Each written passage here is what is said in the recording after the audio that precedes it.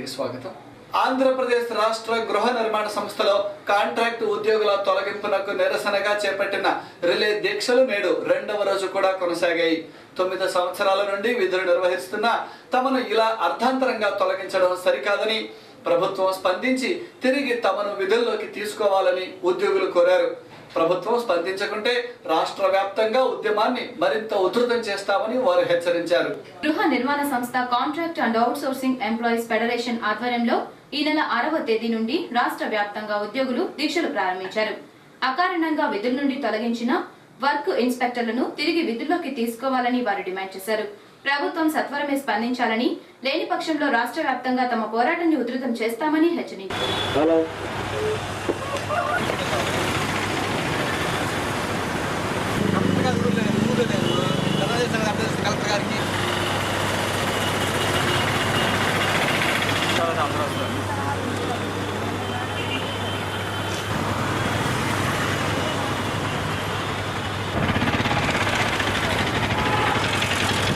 రోడ్డులోని గోరంట్ల సమీపంలో పట్టాభి సీతారామయ్య నగర్, బాలాజీ నగర్లలో 1990 నుండి నివాస స్థలాలుగా కొనుగోలు చేసి జీవనం సాగిస్తూ ఉండగా వీటిని వ్యవసాయ భూమిగా అక్రమ రిజిస్ట్రేషన్లు చేయించేందుకు కొందరు పావులు కదుపుతున్నారని ఆ కాలనీ వాసులు రిలే దీక్షలు ప్రారంభించారు. ప్రభుత్వం వీరిపై చర్యలు తీసుకోవాలని కోరుతున్నారు.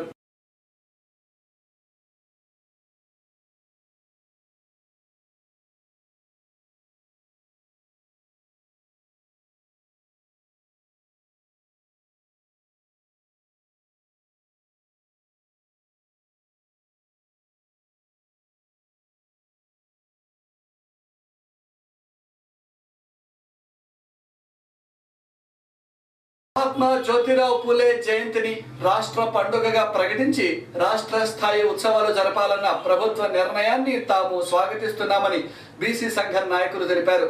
జిల్లాలో రెవెన్యూ కళ్యాణ మండపంలో నిర్వహిస్తున్నట్లుగా అధికారులు తెలిపారని, అక్కడ కాకుండా శ్రీ వెంకటేశ్వర విజ్ఞాన మందిరంలో భారీ స్థాయిలో నిర్వహించేలా అధికారులు తగిన చర్యలు తీసుకోవాలని వారు కోరారు.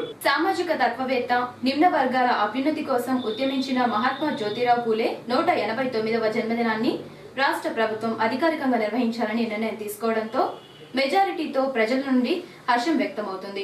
మన జిల్లాలో ఈ నెల 11వ తేదీన స్థానిక రెవెన్యూ కళ్యాణ మండపంలో జయంతి వేడుకలు నిర్వహించనున్నారు.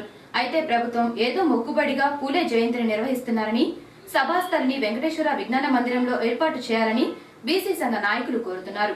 9వ మహాత్మా జ్యోతిరావు యొక్క జయంతి ఉత్సవాలని మరి ఘనంగా నిర్వహించాలని చెప్పి నవ్యాంధ్రప్రదేశ్లో రాజధాని ఏర్పడ్డాక మొదటిసారి ప్రభుత్వం తీసుకున్న నిర్ణయాన్ని మేము స్వాగతిస్తూ, కానీ అవి బీసీల యొక్క ఆత్మగౌరవానికి తగ్గట్టుగా వెంకటేశ్వర విజ్ఞాన మందిరం జరపాలనేది మా యొక్క డిమాండ్. రెండోది, ఈ పూలే విగ్రహానికి చుట్టూ తగినటువంటి ఐలాండ్ కూడా ఏర్పాటు చేయాలనేది. మూడోది, గతంలో కార్పొరేషను జ్యోతిరావు పూలే విగ్రహ నిర్మాణానికి స్థలం కేటాయింపు జరిగింది. అక్కడ కూడా మళ్ళా విగ్రహాన్ని పెట్టి రేపు 11వ తేదీ కల్లా మరి ఆవిష్కరణ చేయాలని చెప్పి మా మూడో డిమాండ్.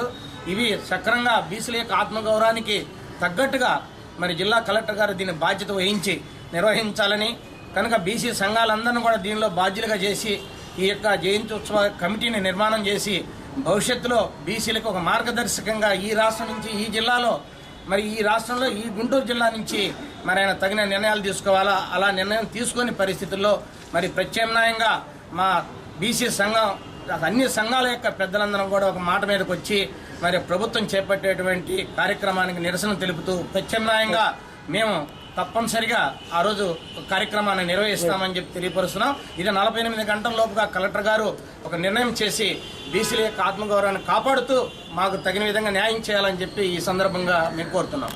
ఆంధ్రప్రదేశ్ రాష్ట్ర గృహ నిర్మాణ సంస్థలో విధులు నిర్వహిస్తున్న కాంట్రాక్టు కార్మికులను మార్చి 31వ తారీఖు నుండి విధుల నుండి తొలగించింది. దీనికి నిరసనగా ఉద్యోగులు ఈ నెల 6వ తారీఖు నుండి రిలే నిరాహార దీక్షలను చేపట్టారు. దాదాపు 9 సంవత్సరాల నుండి విధులు నిర్వర్తిస్తూ ఉండగా ప్రభుత్వం అర్ధాంతరంగా తొలగించడం సరికాదని, తిరిగి తమను విధుల్లోకి తీసుకోవాలని వారు కోరారు. గృహ నిర్మాణ సంస్థ క్యూటీవీ న్యూస్ ముగించే ముందే హెడ్లైన్స్ మరొకసారి.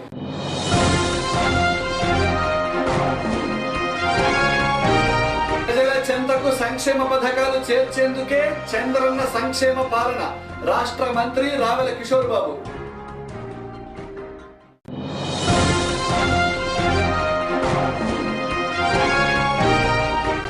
ఈ నెల 10వ తారీఖు నుండి జరగనున్న శ్రీవారి వైభవోత్సవాలకు ఏర్పాట్లు పూర్తి. ధర్మ ప్రచార మండలి అధ్యక్షుడు తాడిశెట్టి మురళి.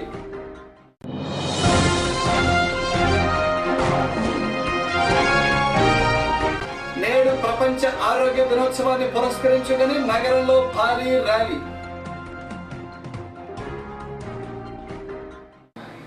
ఇవి ఈరోజు విశేషాలు. మరిన్ని వార్తలతో మళ్ళీ కలుద్దాం. నమస్కారం.